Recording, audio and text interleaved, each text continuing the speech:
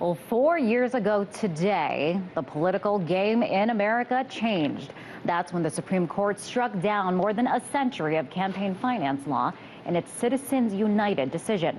The move paved the way for unlimited political spending. Here's what we've learned in the last 4 years. First, billion is the new million. Before Citizens United, outside election spending was always in the millions. Take a look.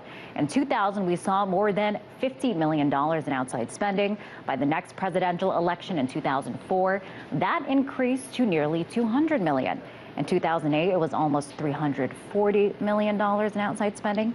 And then Citizens United happened in 2012. That was a game changer.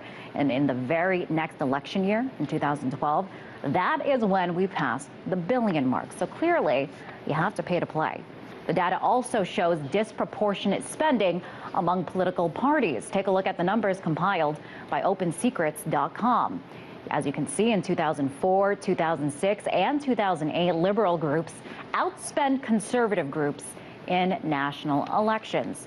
But post-Citizens United, it switches up, and now conservative groups are spending huge amounts more on our elections than liberal groups. In 2012, conservative groups spent nearly $720 million. Liberal groups, on the other hand, spent less than half of that.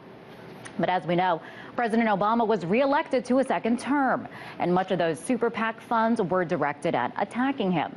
So the investment for big donors and corporations doesn't always pay off.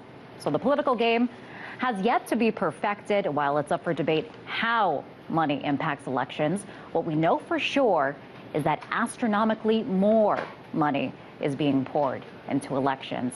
And we can only expect campaign spending to rise. In Washington, Liz Wall, RT.